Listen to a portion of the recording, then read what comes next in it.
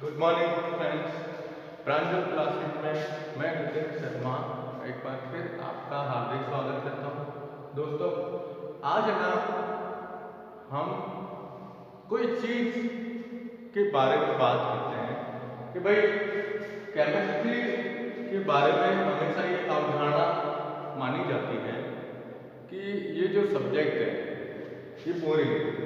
हमारा जो सब्जेक्ट है केमिस्ट्री, ठीक है ना, इसके बारे में ये कहा जाता है कि ये सब्जेक्ट बिल्कुल बोरिंग सब्जेक्ट है। या कुछ स्टूडेंट ऐसे होते हैं जो ये कहते हैं कि हमारे को ये सब्जेक्ट समझ में नहीं आता।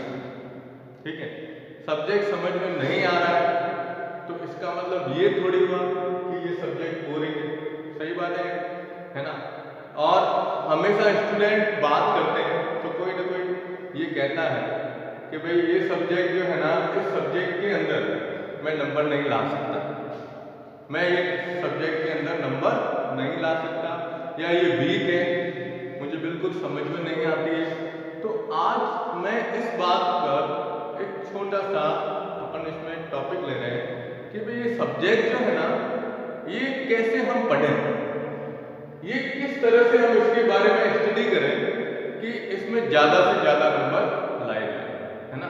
तो देखो, आप सबसे पहली चीज हमारा पहला पॉइंट आता है कि किसी को अपने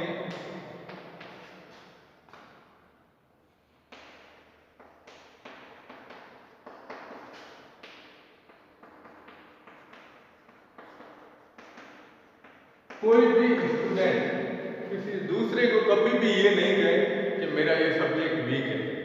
ठीक है, माइंड में ये चीज कभी नहीं आनी चाहिए कि भाई ये हमारा ये जो सब्जेक्ट है ये बिल्कुल वीक है, मुझे समझ में नहीं आ रहा। ठीक है, और दूसरा क्या होता है कि स्टूडेंट को कोई दूसरा आकर भी कह सकता है। खुद स्टूडेंट के मन में अगर इंटरेस्ट है तो ठीक है, लेकिन दूसरा आकर ये बोलता है कि भाई ये सब्जेक्ट है, वो क्या है, बोरिंग सब्जेक्ट है, आपको इसमें कोई फायदा नहीं होगा, है ना। तो इसके बारे में ये गलत फहमी दिमाग से निकाल दो आप कि ये सब्जेक्ट बोरिंग नहीं है। ठीक है, बोरिंग नहीं है, ये सब्जेक्ट क्या है, स्कोरिंग है। स्कोरिंग का मतलब समझते हो आप? स्कोरिंग का मतलब ये होता है कि फिजिक्स और मैथ आप दोनों पढ़ते हो तो इन दोनों से ज्यादा नंबर इस सब्जेक्ट के अंदर आते हैं। ठीक है ना, क्योंकि मैथ्स में हमें बहुत ज्यादा दिमाग लगाने की जरूरत पड़ती है, फिजिक्स में बहुत ज्यादा मेहनत करने की जरूरत पड़ती है, लेकिन ये एक ऐसा सब्जेक्ट है जिसमें आप मेहनत तो इतनी है, ठीक है ना, लेकिन इतना प्रेशर नहीं पड़ेगा, इसको आप इतना सरल तरीके से पढ़ सकते हो।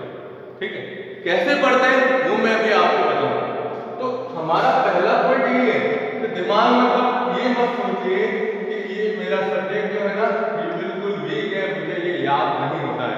अब इसको कैसे याद करते हैं इसके बारे में अपन अब बात करते हैं।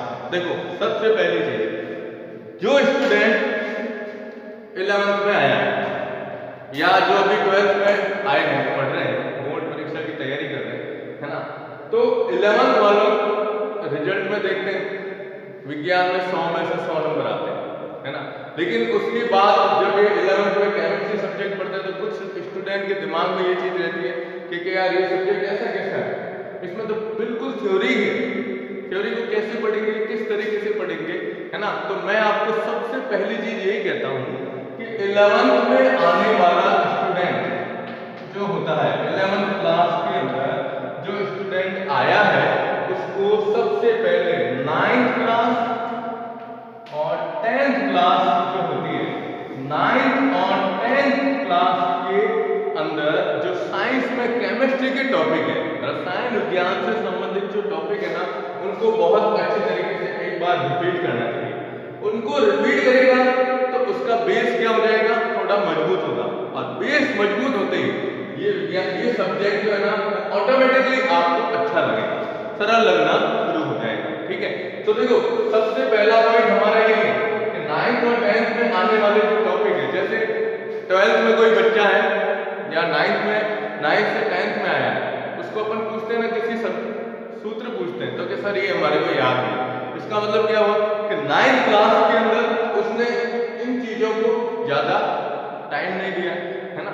तो आपका सबसे पहला काम ये है कि 9th के अंदर और 10th में, जैसे 9th में मूल अवधारणा के बारे में दिया गया है, परमाणु संरचना के बारे में दिया गया है ना।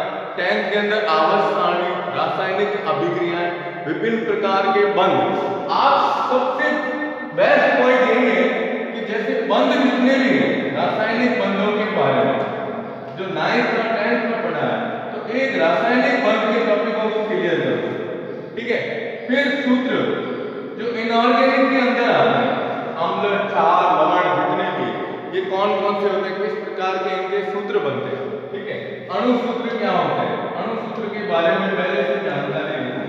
तो ये जो छोटे छोटे टॉपिक है ना, इनको अगर आप पढ़ोगे तो इनको पढ़ते ही हमारा ये सब्जेक्ट है ना थोड़ा सा आपको क्या लगेगा, इजी लगेगा। हम इस सब्जेक्ट को इजी वे में ले सकते हैं, ठीक है। अब हमारे मेन चीज तो ये आ गई, मैंने क्या कहा कि वीक के बारे में मत बताओ, हाँ टीचर से कंसल्ट करो कि भाई हमारे को ये टॉपिक समझ में नहीं आया सर, तो हम इसको किस तरीके से करें, किस तरीके से पढ़ें। तो टीचर आपको बिल्कुल सही ढंग से समझाने का प्रयास करेगा कि ये इस तरह से इसको पढ़ना है, ठीक है। दूसरी चीज, ये जो पॉइंट है ना, इसके ऊपर आपको पता है चाणक्य ने भी एक बात कही। चाणक्य ने ये कहा था, कभी भी किसी को अपनी कमजोरी मत बताइए, कभी भी किसी को अपनी कमजोरी मत बताना, क्योंकि अगर आपने किसी को अपनी कमजोरी बता दी तो वो जो वर्ड जो दूसरे को आप बता रहे हो, आपकी सफलता में सबसे बड़े आड़ा या घोड़ा बनकर आएगी। ये ध्यान रखिएगा। ये मैंने भी जो वीडियो देखे थे उसके अंतर्गत बता रहा हूँ कि एक सर ने यही बताया कि अपनी वीकनेस किसी को मत बताओ, ठीक है ना। तो ये पहली चीज तो ये हुई कि 9th और 10th के फंडे आप क्लियर करें, ओके। अब सेकंड पॉइंट देखो आप, सेकंड पॉइंट के अंदर हमें ये बताना है कि जो थ्योरी है उस थ्योरी को हम किस प्रकार से पढ़ सकते हैं। देखो मैं थ्योरी की बात करता हूँ, कहते हैं ना केमिस्ट्री थ्योरेटिकल क्वेश्चन, केमिस्ट्री के दो भाग है, आपने पढ़ा है, देखा है, थ्योरी और प्रैक्टिकल, ठीक है। जब आप प्रैक्टिकल लैब में जाते हो, प्रैक्टिकल करते हो, तब आपको कितना मजा आता है, नहीं आता। आप क्या कहते हो, सर क्या मजा आ रहा है, कलर चेंज हो रहे हैं, कोई भी रिएक्शन होती है तो रिएक्शन में कलर चेंज हो रहे हैं, इतना मस्त लग रहा है, स्मेल आती है अलग अलग तरह से, तो वो आपके मन में स्वतः ही क्या करता है, इंटरेस्ट दिखाता है। तो केमिस्ट्री का प्रैक्टिकल फिजिक्स और बायो के हिसाब से अगर आप देखते हो तो बहुत ही शानदार प्रैक्टिकल होते हैं, है ना। अब बात आती है थ्योरी की, कि थ्योरी को कैसे पढ़ें, ठीक है ना। सबसे बेस्ट तरीका है थ्योरी पढ़ने का, सबसे बेस्ट है कि जब आप थ्योरी पढ़ते हो, है ना, तो थ्योरी पढ़ते समय थ्योरी के अंदर जितने भी वर्ड आ रहे हैं पहले तो उनको पकड़ो। थ्योरी में किसको पकड़ो, शब्दों को, जो वर्ड है उसको पकड़ो, ठीक है। शब्द को पकड़ोगे, शब्द के बारे में जानकारी लोगे इंटरनेट के द्वारा, या फिर क्या करते हैं हम खुद सर से पूछते हैं, अन्य किताबें लेते हैं, किताबों का उपयोग करके उन वर्ड को पकड़ते हैं। फिर क्या करो, उन वर्ड की इमेज बनाओ। क्या बनाओ, इमेज। इमेज का मतलब क्या होता है, चित्र बनाओ कि भाई हाँ इसका फोटो ये हो सकता है। फिर उन सब इमेज को जोड़ो और इमेज को जोड़कर एक छोटी सी स्टोरी बनाओ। स्टोरी जब बनाओगे ना तो आप क्या करोगे, इमेज को जोड़कर स्टोरी बनाओगे, यानी इसकी खुद राइटर हो आप खुद क्या होते हैं, इसके राइटर बनते हैं। और जब आप किसी चीज को खुद लिख के, खुद अपने आप लिख के और फिर उसके बारे में याद करते हो तो वो चीज आप बहुत ही अच्छी तरीके से समझ में आए, है ना। या हमारे पास इतना टाइम नहीं होता है तो सबसे बेस्ट चीज है, मैं आपको बताता हूं कि शॉर्ट नोट्स बनाइए। क्या करो, शॉर्ट नोट्स, ठीक है। शॉर्ट नोट्स बनाने का तरीका कैसे हो, जैसे आप कोई थ्योरेटिकल क्वेश्चन पढ़ रहे हो, अभी मैं जैसे टॉपिक पढ़ा रहा था जय अणु वाले पाठ के अंदर भी पढ़ा रहा हूँ और एक अपने स्कूल के चैनल के ऊपर अधिशोषण वाला टॉपिक पढ़ा रहा हूँ। तो अधिशोषण वाले टॉपिक में जैसे कोई भी चीज आती है तो उसमें हम क्या करते हैं कि टॉपिक जो है ना उसका पॉइंट लेते हैं। जैसे क्रांतिकता, देखो कैसे लेते हैं एग्जाम्पल, क्रांतिकता या गैस का द्रवीकरण, गैस का द्रवीकरण का, और फिर हम इसको आगे लेते हैं अधिशोषण, अधिशोषण बढ़ता है, अधिशोषण बढ़ना। अब देखो इसको इस तरीके से कहते हैं कि जिस गैस का क्रांतिकता मतलब जितना ज्यादा होगा उसका द्रवीकरण उतना ही सरलता से होगा, और द्रवीकरण जितना सरलता से होता है अधिशोषण ऐसे बढ़ता है। तो आप भी ऐसे बनाओ, आप खुद प्रयास करो कि थ्योरी को छोटे छोटे शॉर्ट नोट्स के अंदर लिखो, शॉर्ट नोट्स बनाओ, पॉइंट बनाओ और उन पॉइंटों को डेली पढ़ो। तो पॉइंटों को डेली जितना ज्यादा पढ़ोगे ना वो चीज आपके दिमाग में बैठती है। क्योंकि आपको पता है ना, आप हमेशा कोई आपकी फेवरेट मूवी है उस मूवी को देखते हो या फिर कोई सॉन्ग सुनते हो तो क्या होता है, हमारा फेवरेट सॉन्ग है उसको एक बार, दो बार, तीन बार, चार बार सुनते हैं। सुनने पर क्या होता है कि हम ये देखते हैं कि हमारे को 10 दिन बाद, 15 दिन बाद ये चीज हो जाती है कि उसको सुनते तो हमारे को इमेजिन आ जाती है कि हाँ इसमें ये चीज चल रही है। सुनने की बात कर रहा हूं, ठीक है। फिर उसके बाद आप ये सोचते हो कि अब इसके बाद ये वर्ड आएंगे, वो कैसे आते हैं कि आप उस चीज को बार बार क्या करते हो, रिवाइज करते हो। तो इसके अंदर भी यही चीज होती है, शॉर्ट नोट्स बनाओ, शॉर्ट नोट्स बना के टॉपिक को पर डे रिवाइज करो। जितना ज्यादा रिवाइज करोगे ये टॉपिक उतने ही आपको सरल लगेंगे, और सरल लगते ही आपका काम क्या है, आगे रफ्तार पकड़ता है, ठीक है। तो थ्योरी को पढ़ने का मतलब यही होता है, दिमाग में एक चीज सेट कर दो, ये बिल्कुल इजी सब्जेक्ट है, हम इसको आसानी से पढ़ सकते हैं। कैसे पढ़ोगे, तो थ्योरी में शब्द लो, शब्दों की इमेज करो, इमेज से फिर स्टोरी बनाओ। जैसे एग्जाम्पल मैंने भी देखा है, आप भी देखते हो, पीरियोडिक टेबल केमिस्ट्री का सबसे बेस्ट पॉइंट कौन सा, पीरियोडिक टेबल, है ना। अब पीरियोडिक टेबल के बारे में जब अपन बात करते हैं तो आपने नेट पे कहीं देखा होगा, हम पीरियोडिक टेबल के बारे में बात करते हैं तो ये जैसे ये वर्ग है, फर्स्ट सेकंड। अब आपको ये पढ़ना है तो आप क्या करते हो, ऊपर से नीचे जो तत्व आते हैं, है ना, क्रम से, उनके बारे में कोई ना कोई क्या कहते हैं, पॉइंट बनाते हैं। पॉइंट बना के फिर याद करो। जरूरी नहीं कि मैथ से लो, आप खुद उनको नए वर्ड दो ना, खुद नए वर्ड देके पॉइंट बना के और पॉइंट से आप खुद कहते हैं। तब काफी ऐसे स्टूडेंट हैं जो ये बोलते हैं सर हमारे को पीरियोडिक टेबल याद है। तो कैसे याद करते हैं, पॉइंट के द्वारा।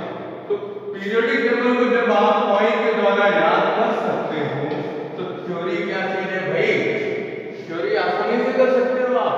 ये चीजें ध्यान रखो, सबसे बेस्ट पॉइंट है। जो बच्चा सबसे ज्यादा अगर इंटरेस्ट लेता है पढ़ने में, केमिस्ट्री में, तो वो ये काम करता है, एक तो शॉर्ट नोट्स बनाता है और दूसरा उन चीजों को क्या करता है, रिवाइज करता है। जो सर, जो भी टीचर आपको केमिस्ट्री पढ़ाते हैं, जो एक दिन पढ़ाएगा उसको घर आकर एक बार, दो बार पढ़ लो केवल। मैं ये नहीं कहता हूँ उसको रटो, रटना नहीं है, उस चीज को क्या करना है, समझना है। समझ के फिर आगे बढ़ोगे आसानी से अपना काम हो जाएगा, है ना। और इसी के ऊपर जैसे अपने इन्होंने एक वर्ड कहा था, नेपोलियन ने कहा था कि अनजानी राहों पर, अनजानी जो राहें होती है, अनजानी राहों पर जो वीर होते हैं वो रास्ते बनाकर सफलता प्राप्त करते हैं। अनजानी राहों पर वीर जो होते हैं ना, वो रास्ते बनाकर क्या करते हैं, सफलता प्राप्त करते हैं। लेकिन जो कायर होते हैं, ध्यान से सुनिएगा, लेकिन जो कायर होते हैं वहां परिचित राहों पर आगे बढ़ते हैं और अपने तलवार को चमकाने का हुनर रखते हैं। वापस सुनिएगा, जो कायर होते हैं उनको पता है कि ये रास्ता मेरे लिए कठिन है, लेकिन फिर भी अगर सफलता प्राप्त करनी है तो उसी राह पर आगे बढ़ के और अपने तलवार को चमकाने का दम रखता है। वो कौन होता है, कायर होता है। तो अगर आपने खुद को कायर समझ लिया है, होशियार लड़के तो वो अलग चीज है, उनकी सोच अलग होती है, ठीक है ना। लेकिन जो कमजोर बच्चे हैं या फिर जो मीडियम वर्ग है, मीडियम पढ़ाई वाले हैं, वो क्या करते हैं, उनको अगर अपना इस सब्जेक्ट में टॉप देना है तो ये चीज याद रखिए। मैं रियल में कहता हूँ, शॉर्ट नोट्स बनाओ, बार बार रिवाइज करो, आपको ये सब्जेक्ट बिल्कुल शानदार लगेगा।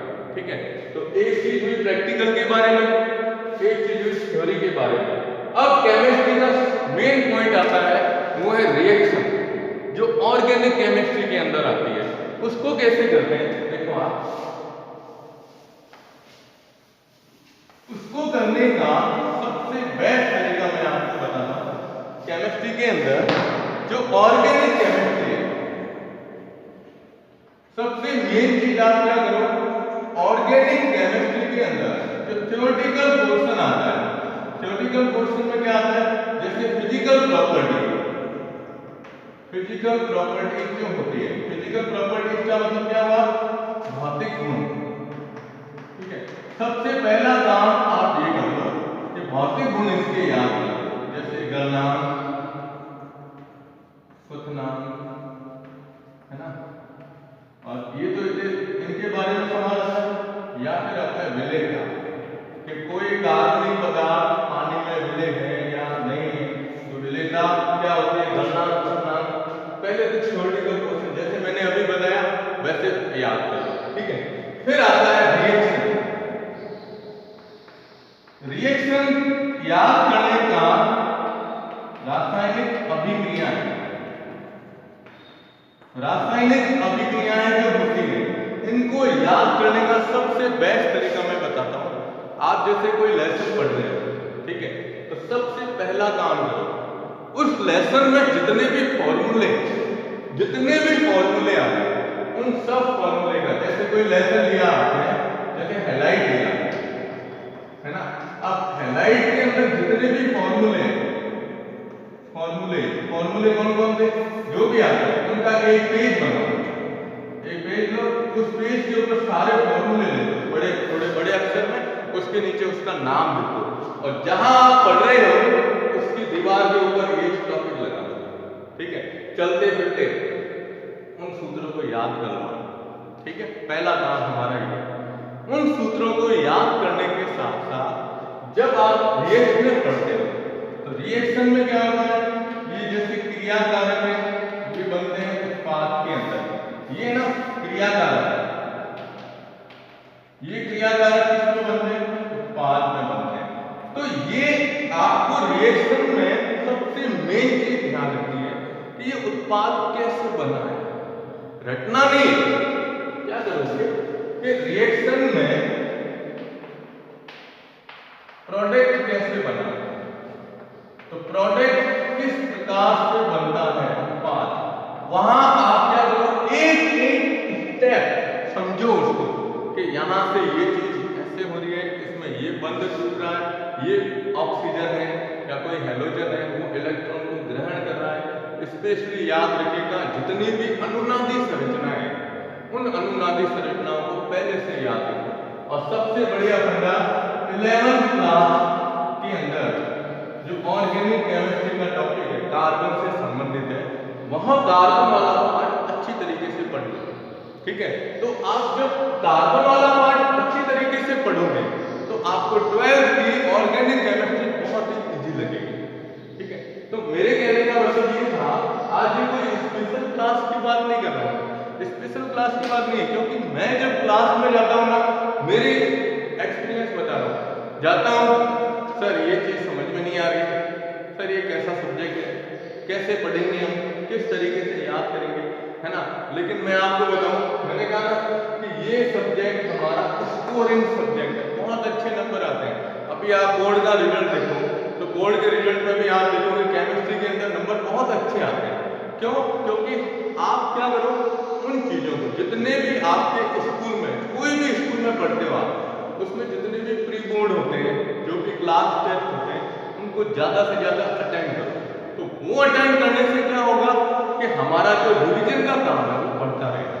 ठीक है, दूसरी चीज इसमें ये याद रखिएगा कि ये रिएक्शन कैसे याद करते हो, तो 12वीं बोर्ड के अंदर आपको ध्यान रखना है, नेम रिएक्शन सारी याद रखनी पड़ेगी, बहुत सारी नेम रिएक्शन आती है।